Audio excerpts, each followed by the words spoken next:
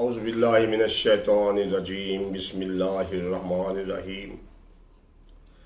ناظرین کرام، ہم پچھلے لیکچر میں ہم نے روح اور نور کے بارے میں بات کی تھی کہ یہ اللہ کی اولین تخلیق ہے۔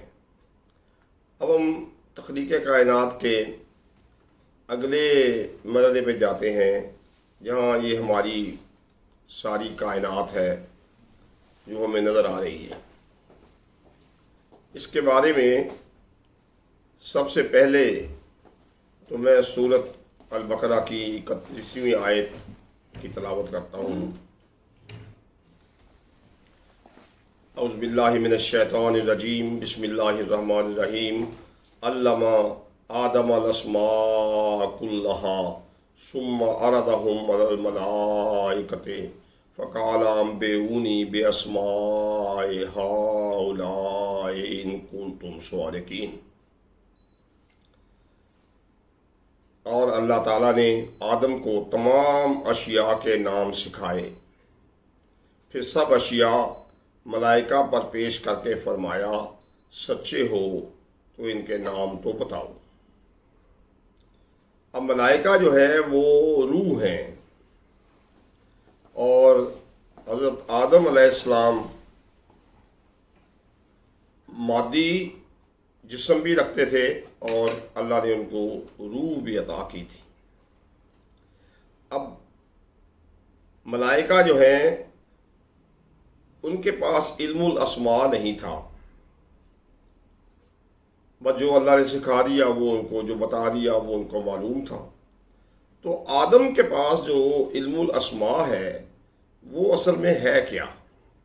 یعنی آدمی کی انسان کی ایک فطرت ہے کہ وہ چیزوں کو دیکھتا ہے، سمجھتا ہے کہ اس کے اندر کیا ہے، اور پھر ان کے اوپر تجربات کرتا ہے۔ اب باقی سارے جو تخلیقات ہیں اللہ تعالیٰ کی، باقی جتنے بھی چیزیں ہیں، جانور ہیں، درخت ہیں، یہ کائنات ہے، سورج چاند تارے ہیں، یہ سب چیزیں جو ہیں یہ دیکھنے کی، ڈیٹا اکٹھا کرنے کی اور اس کی انالیسس کرنے کی کہ یہ ایسا کیوں ہے، یہ ان کی فطرت میں نہیں ہے۔ یہ صرف انسان کی فطرت ہے، وہ چیزوں کا ڈیٹا اکٹھا کرتا ہے اور پھر ان کی انالیسس کرتا ہے، پھر ان سے نتیجے اخذ کرتا ہے، پھر تجربات کرتا ہے، اور پھر تجربات کر کے نئی چیزیں بھی تخلیق کرتا ہے۔ تو اللہ تعالیٰ کی جو تخلیقات ہیں اس میں انسان ایک ایسی تخلیق ہے جو کہ اللہ کی تخلیقات میں غور و فکر کرتا ہے، اور اس کے نتیجے میں تجربات کر کے نئی نئی چیزیں بھی دریافت کرتا ہے، بناتا ہے اور اس سے فائدے اٹھاتا ہے۔ یہ ہے فرق حضرت آدم اور ان کی ذریت کی فرشتوں کے اوپر، جنوں کے اوپر، درختوں کے اوپر، جانوروں کے اوپر۔ تو اللہ تعالیٰ نے یہ فطرت انسان کے اندر رکھ دی ہے کہ اسے علم الاسماء دیا ہے، اور علم الاسماء میں یہ سب سے برتر ہیں۔ علم آدم الاسماء کلہا، اسماء کلہا یعنی سب کے نام سکھائے۔ یہ فطرت ہے انسان کی کہ وہ ہر چیز جو بھی اس کے سامنے آئے گی، جو اس کو دیکھے گا، اس کی کیفیات کو، اس کی جو بھی بننے کی طریقے ہیں، بنانے کے طریقے ہیں، اس کو مٹانے کے طریقے ہیں، اس کو جلانے کے طریقے ہیں، یہ سب وہ سیکھ گیا ہے، وہ اس کو علم الاسماء ہے۔ تو یہ ایک ہماری جو کائنات ہے اس کے بارے میں اللہ تعالیٰ نے انسان کو یہ خوبی عطا کی ہے۔ اب سورۃ آل عمران کی آیت ہے 190۔ ان فی خلق السماوات والارض واختلاف اللیل والنہار لآیات لأولی الالباب۔ بے شک آسمانوں اور زمین کی پیدائش اور رات اور دن کی باہم بدلیوں میں نشانیاں ہیں عقل مندوں کے لیے۔ یہ جو عقل مند انسان ہے نا، یہ سائنسدان قسم کے لوگ ہیں جو کہ اللہ تعالیٰ کی پیدا کی ہوئی چیزیں، یہ چیزیں تو اللہ نے پیدا کی ہیں نا، آسمان اللہ نے بنائے ہیں، زمین اللہ نے بنائی ہے۔ اللہ کہتا ہے غور و فکر کرو کہ یہ آسمان اور زمین کس طرح سے پیدا ہوئے، اور پھر اس میں رات اور دن، یہ اللہ کی تخلیق تو میں عیب کوئی نہیں ہے، رات کی بھی ضرورت تھی، دن کی بھی ضرورت تھی، تو اگر اللہ تعالیٰ رات دن نہ بناتا تو انسان کیا کر لیتا؟ کچھ نہیں کر سکتا تھا۔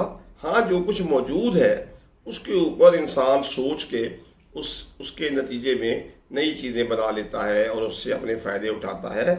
تو اللہ تعالیٰ یہ فرما رہا ہے کہ بے شک آسمانوں اور زمین کی پیدائش اور رات اور دن کی باہم بدلیوں، کبھی رات آ جاتا ہے کبھی دن آ جاتا ہے، میں نشانیاں ہیں اللہ کی ذات کو جاننے کے بارے میں، نشانیاں ہیں ایسی چیزوں کی جس سے سیکھ کے اور چیزیں انسان تخلیق کر سکتا ہے، بنا سکتا ہے، اور یہ عقل مند لوگ ہی کر سکتے ہیں۔